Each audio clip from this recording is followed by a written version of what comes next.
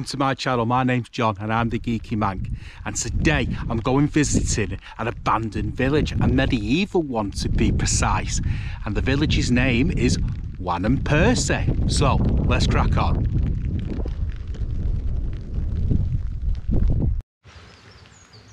If you are looking to visit yourself, the site is actually run by English Heritage. Now the car park I parked in today is run by themselves as well, and it's a £2 charge unless you're already a member of English Heritage. So today's site actually only has the church remaining, but in its heyday there was around about 200 people living within the village, probably around about the 13th century. So seeing as it's Geeky Mank, it's time for some geeky facts.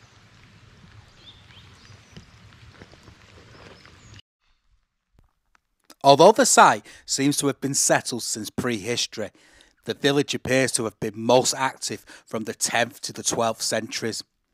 The Domesday Book of 1086 records it as Warren or Warren. The suffix Percy stems from the family that owned the area during the Middle Ages.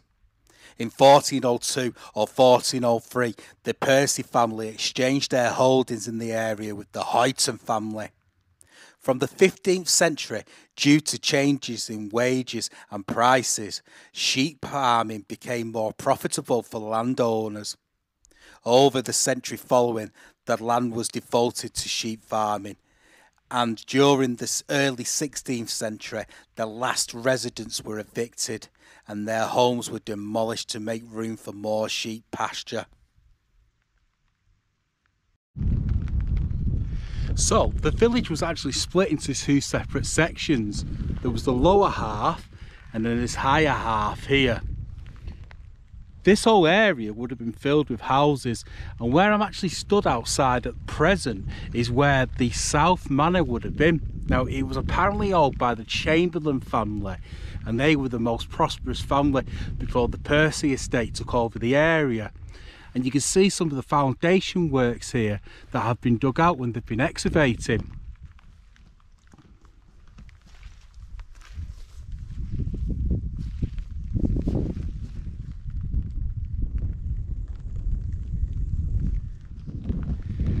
I'm going to head over to the other section in a moment so we can take a closer look, but I just wanted you to get a bit of a scale of the actual area.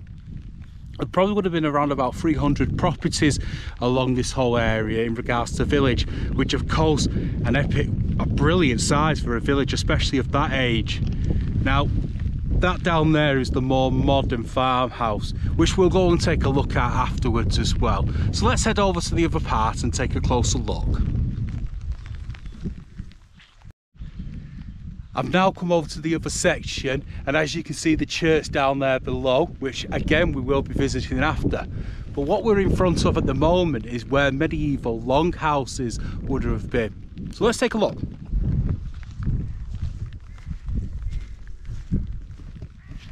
What I'm going to do is I'm just going to walk down it just to show you sort of the size of the properties. Now I'm certainly not an expert, well I'm not an expert in anything, but I'm certainly not an expert when it comes to medieval buildings and properties. So anyone that is watching this who wants to leave any comments down below would be amazing. Let's walk down it.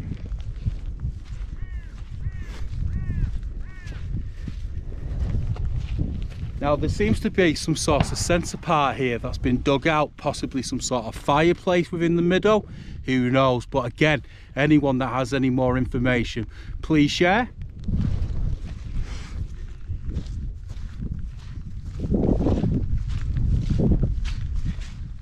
And here it comes right to the end.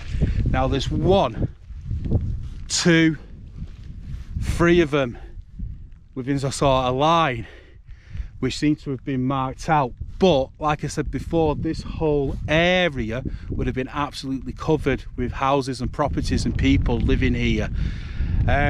So the area does date back before prehistory, and even within the Black Death period, apparently the area didn't really take that much of a decline within the population, which is obviously surprising, especially for that time period.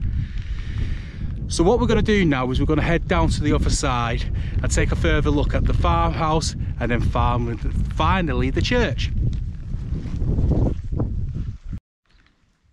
So once the final people left the village and it was abandoned, and then of course the area was demolished, this farm ended up taking quite prominence within the area. Now the building in front of us of course is a lot more modern and was built in 1850. As you've probably just seen then, there's also areas that were old parts of the farm as well. Now there's an interesting plaque on the wall here.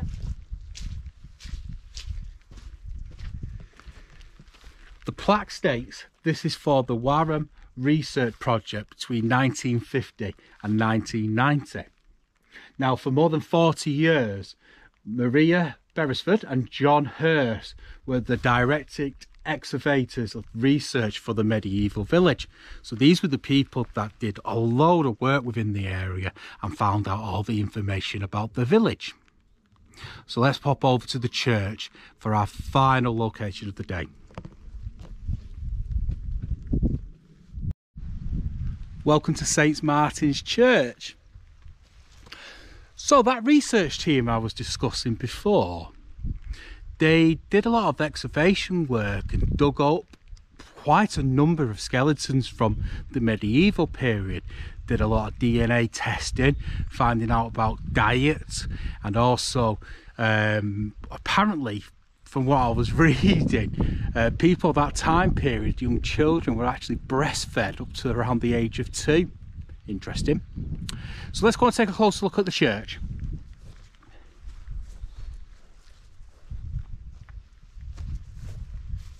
Now, in 1959, this section of the church here actually collapsed, as you can probably see.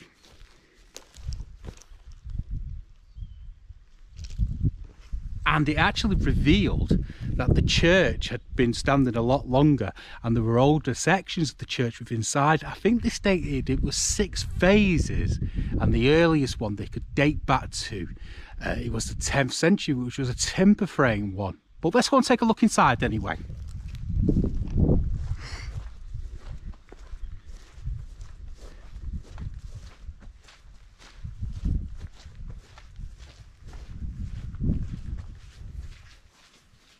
Again, just having to wash my footing today.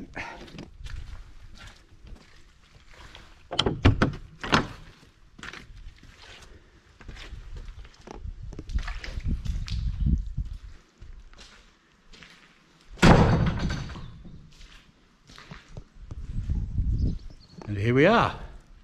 Very eerie, but beautiful at the same time. Oh, here we go, there's a plaque here, so we can actually have a free. Yes, so... Oh, okay, so apparently there was 10 phases that the church had initially gone through. The first phase was that timber one, which was probably built within the 10th century. Let's have a quick look on this, just so we can have a look, so you see what it suggests. Okay, so the original...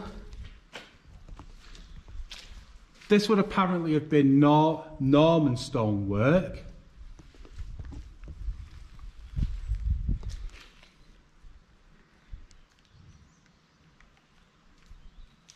Well, I'm not too sure about the rest of it, but it is obviously a very impressive building.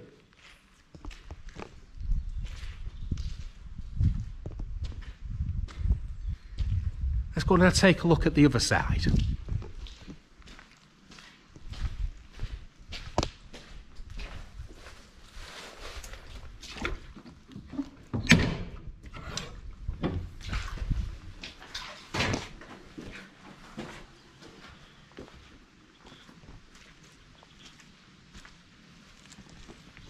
So I'm guessing the stones here are going to be from a more modern period of people that have passed, but we'll take a look.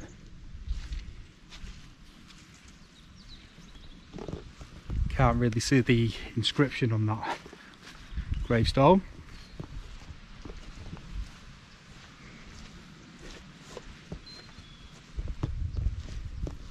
Yeah, much more modern, certainly.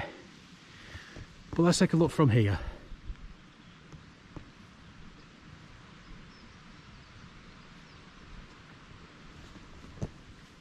Obviously a very, very impressive church. So this has actually been today's video. I hope you've enjoyed it. And until next time, peace and love.